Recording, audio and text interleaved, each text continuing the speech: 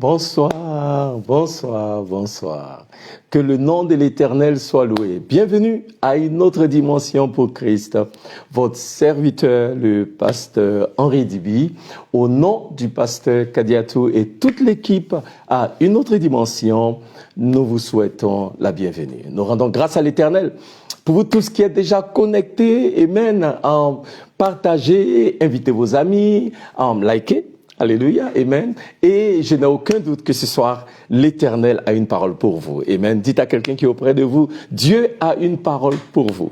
Amen. C'est toujours une grande joie pour moi d'être avec vous. Amen. Et ce soir, par la grâce de Dieu, je suis le serviteur de Dieu qui va partager la parole du Seigneur, amen, sur cette merveilleuse plateforme. Amen. Nous rendons grâce à Dieu pour la vie du pasteur Kadi et pour ce que Dieu fait avec elle au travers d'elle. Ne vous en faites pas, elle sera de retour avec vous très bientôt. Mais pour ce soir, nous voulons ensemble célébrer les bienfaits du Seigneur. Amen.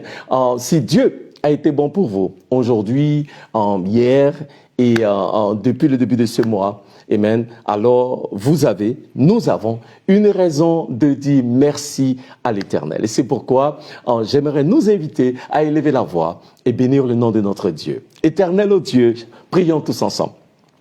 Toi qui es l'Éternel El Shaddai, le Dieu grand, le Dieu puissant, que ton nom soit élevé, que ton nom soit glorifié et que ton nom soit célébré en majesté. Seigneur, merci pour tous tes bienfaits dans nos vies, pour ce que toi tu fais avec nous, pour ce que tu fais au travers de nous, que la gloire, l'honneur, la louange te soit rendue à toi seul. Tu es notre Seigneur, tu es notre Roi, tu es fidèle et nul n'est comme toi. Merci Seigneur pour ta présence avec nous ce soir même. Nous croyons Dieu que ta parole viendra pour guérir quelqu'un ce soir, ta parole viendra pour nous éclairer, ta parole viendra pour nous instruire, ta parole viendra, ô Dieu, pour nous restaurer, alléluia, car tu es bon et tu es fidèle, que ton nom soit élevé. Saint-Esprit de Dieu, nous ne sommes rien sans toi et nous ne pouvons rien sans toi.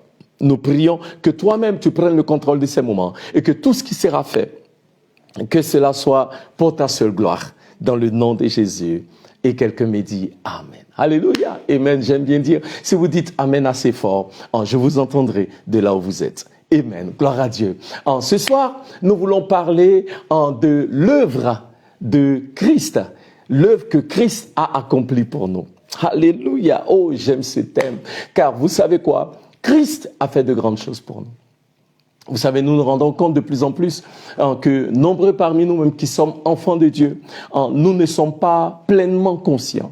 Nous n'avons pas appréhendé pleinement. Et bien, le mot en anglais, c'est we did not grasp. C'est-à-dire que nous n'avons pas pleinement appréhendé les grandes choses que Christ a accomplies pour nous et au travers de nous. Et ma prière est que, au travers de l'enseignement ce soir et dans les jours qui viennent, alléluia, que le Seigneur nous donne à mieux comprendre, à mieux cerner, alléluia, amen, ce que Christ a fait pour nous. J'aime la prière de l'apôtre Paul à l'église à Éphèse, dans le livre des Éphésiens, chapitre 1, à partir du verset 17. Paul dit, je prie que l'Éternel vous donne l'esprit de sagesse et de révélation dans la connaissance du Seigneur Jésus-Christ. Alléluia. Et que les yeux de votre entendement soient illuminés et que vous compreniez en la profondeur, la hauteur, la grandeur, la largeur de l'amour de Dieu révélé en Christ Jésus. Alléluia. Paul en priait pour l'église à Éphèse pour que l'église comprenne l'ampleur de l'œuvre que Christ a accomplie. Pour les enfants de Dieu, pour l'église de Jésus-Christ. Alléluia, amen. Et pour ceux-là même que l'Éternel a touché, que Dieu leur donne l'opportunité de comprendre. Et c'est la prière que je veux élever. Amen. En faveur de ceux qui m'écoutent ce soir. Amen. Que l'Éternel vous donne l'esprit de sagesse. Que l'Éternel nous donne l'esprit de sagesse et de révélation. Dans la compréhension, dans la connaissance, dans la révélation de l'œuvre que Christ a accomplie pour nous. Alléluia. Et c'est pourquoi j'aimerais alors que nous allions ensemble dans le livre d'Éphésiens, amen, Éphésiens chapitre 2, alléluia, amen. Tout comme Paul a parlé aux Éphésiens, à l'église à Éphèse, Paul veut aussi nous parler, amen. Et nous allons commencer avec Éphésiens chapitre 2, pour nous aider à voir, nous aider à comprendre l'œuvre de Christ pour vous et moi à la croix. Amen. Éphésiens chapitre 2. Et nous allons commencer à lire à partir du verset 1. Regardez ce que la Bible nous dit. La Bible nous dit, vous étiez morts par vos offenses et par vos péchés. Paul commence par écrire et Paul dit, nous étions morts par nos offenses et par nos péchés. Il dit, dans lesquels vous marchiez autrefois, selon le train de ce monde, selon le prince de la puissance de l'air, de l'esprit, qui agit maintenant dans les fils de la rébellion. Amen. Paul parle à l'église à Éphèse. Il parle aux chrétiens à Éphèse. Il nous parle. Et Paul dit, amen, que nous étions morts par nos offenses et par nos péchés. Paul décrit notre état. L'état que nous avions avant de connaître Christ. L'état dans lequel nous sommes aujourd'hui si nous n'avons pas Christ. Alléluia. Là où nous étions tous. Paul dit que nous étions morts de par nos offenses et de par nos péchés. Il dit, dans lesquels nous marchions autrefois, selon le train de ce monde, selon le prince de la puissance de l'air, de l'esprit qui agit maintenant dans les fils de la rébellion. Verset 3. Nous tous aussi, et j'aime ce que Paul dit. Paul dit sans exception, tout le monde, nous étions tous de leur nombre, de ceux-là qui étaient morts dans leurs offenses et dans leurs péchés. Nous vivions autrefois, verset 3, selon les convoitises de notre chair, accomplissant les volontés de la chair et de nos pensées. Et nous étions par nature des enfants de colère comme les autres. Alléluia. Alléluia. Le mot colère est aussi en traduit les enfants des children of the wrath, c'est-à-dire les enfants du jugement, les enfants du jugement de Dieu, des enfants de la colère de Dieu. Bien-aimés, ce que j'aimerais que nous comprenions, c'est que Paul dit, voici ce que nous étions.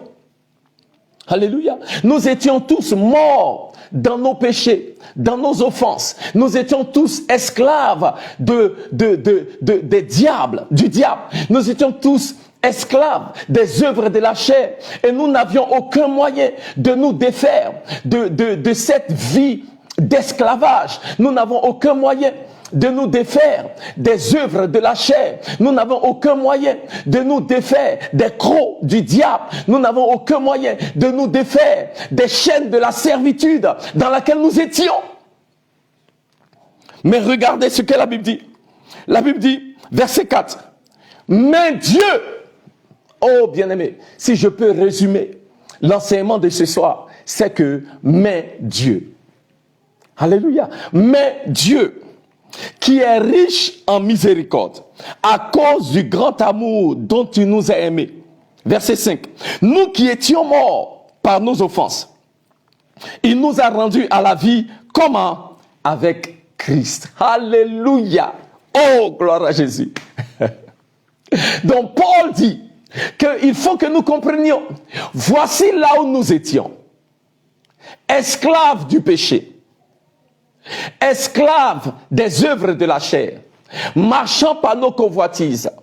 Nous étions malmenés de part et d'autre, vivant sous le joug de la malédiction, étant esclaves du diable. Mais Dieu, dans sa grande miséricorde, par Christ,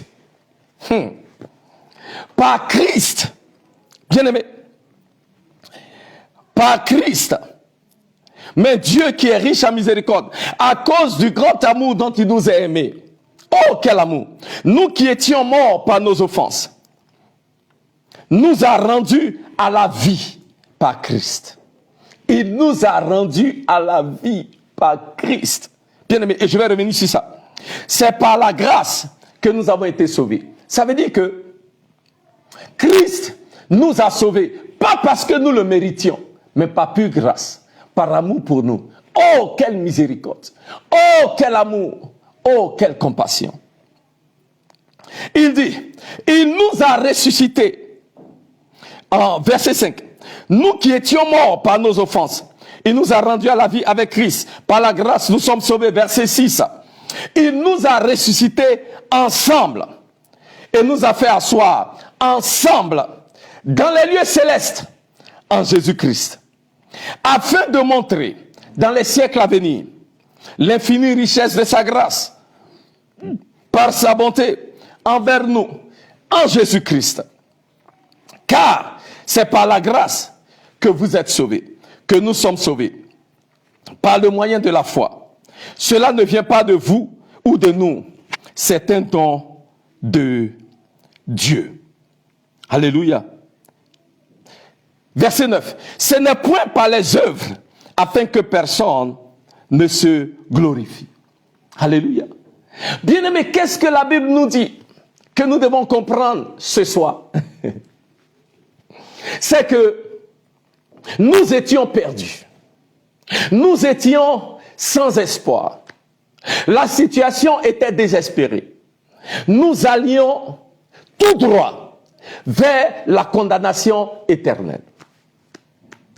Mais Dieu, dans son grand amour, a donné son Fils, Jésus-Christ, qui, au travers de son sacrifice à la croix, au travers de son œuvre salvatrice, nous a ramenés à la vie. Oh, gloire à Jésus. Bien-aimés, imaginez-vous une situation qui était pratiquement impossible.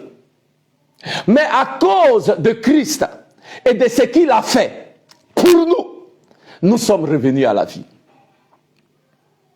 À cause de Christ, de son obéissance au Père et à cause de son amour pour nous, il a donné sa vie.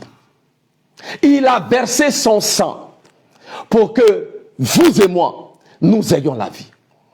Il a donné sa vie pour que quelqu'un a dit, il est mort, notre mort, pour que nous puissions vivre sa vie. Lui qui était riche, il est devenu pauvre pour que vous et moi, nous devenions riches. Lui qui avait la vie, il a donné sa vie pour que nous qui étions morts, nous revenions à la vie. Quel sacrifice! Quelle œuvre grandiose! La Bible dit, quel amour est cela? Qu'un homme donne sa vie pour un autre. Quel grand amour! Bien-aimé, en donnant sa vie à la croix, Christ nous a rachetés de la mort. En donnant sa vie, Christ nous a ramenés à la vie. Alléluia. Mais bien plus, regardez ce que la Bible dit. La Bible dit, il nous a non seulement ramenés à la vie. Verset 10. La Bible dit, car nous sommes son ouvrage. Au travers de l'œuvre salvatrice de Christ à la croix, nous sommes devenus l'ouvrage de Dieu. Nous qui méritions la mort. Car la Bible dit, dans le livre de Romains, chapitre 6, verset 23, car le salaire du péché, c'est la mort. Ce que nous méritions, c'était la mort.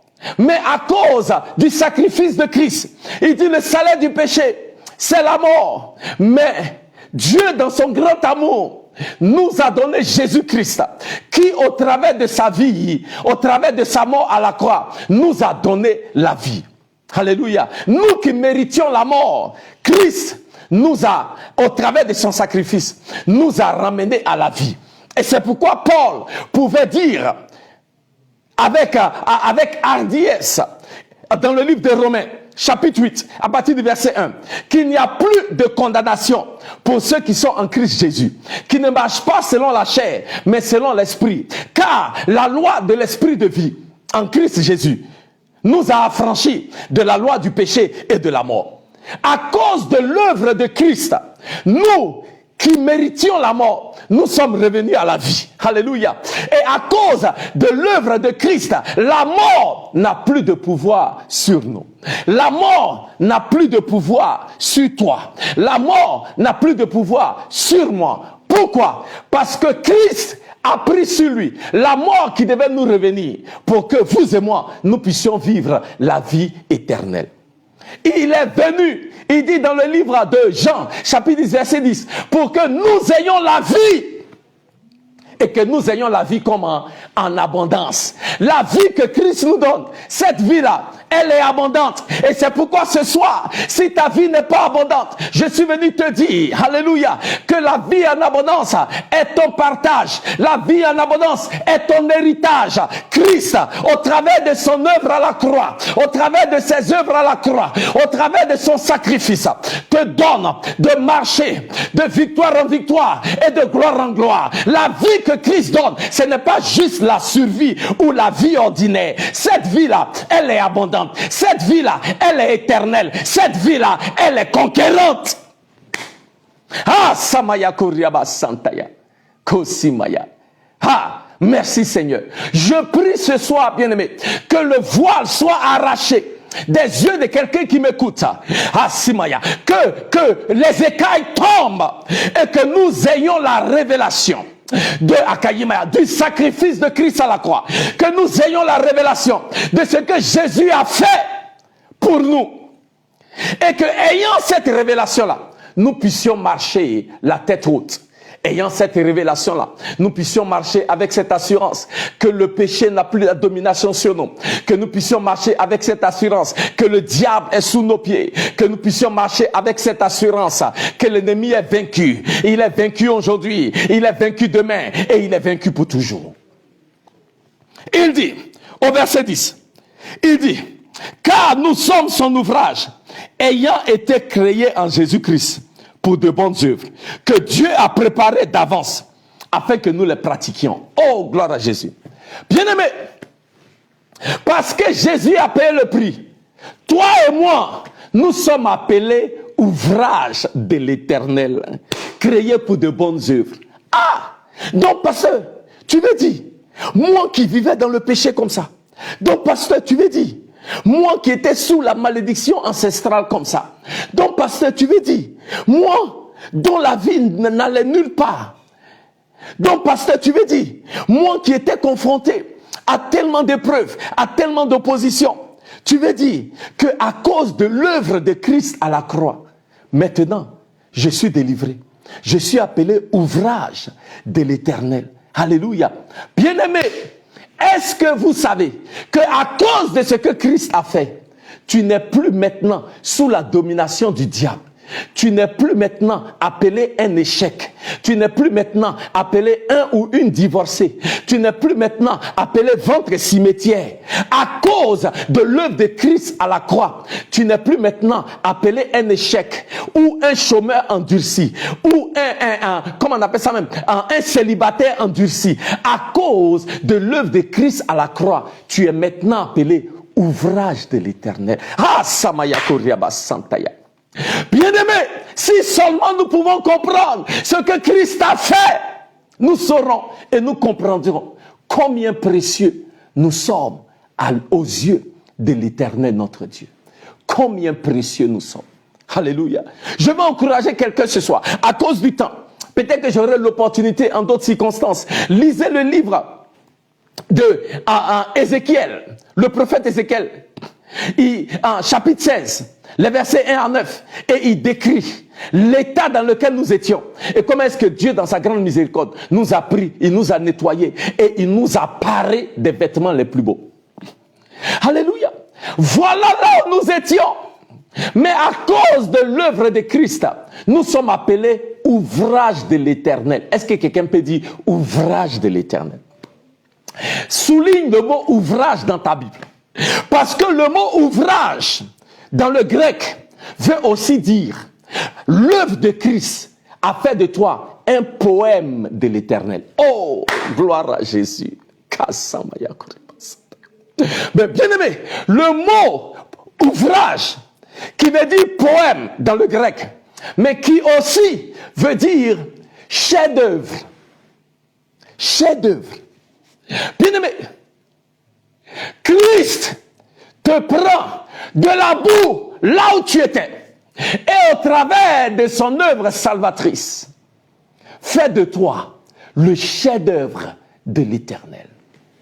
Tu n'es pas n'importe qui, tu n'es pas n'importe quoi, tu es un chef-d'œuvre dans les mains de l'Éternel.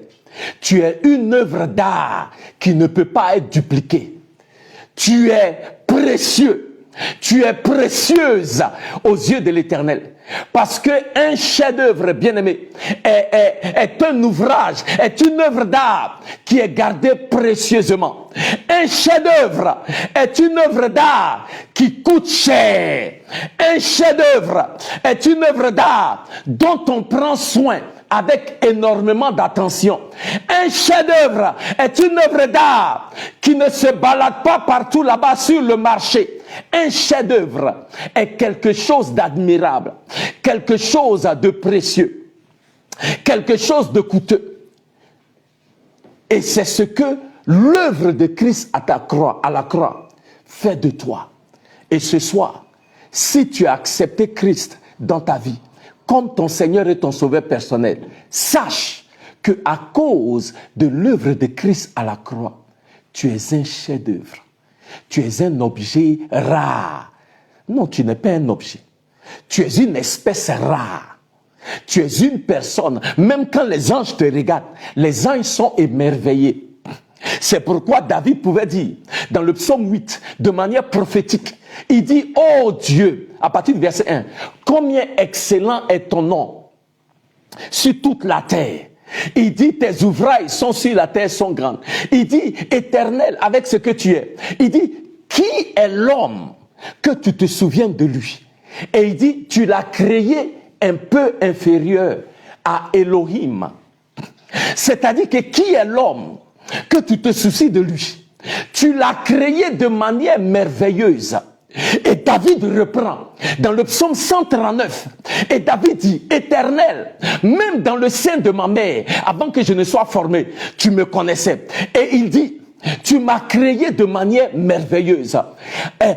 En anglais, c'est dit, I am fearfully and wonderfully made.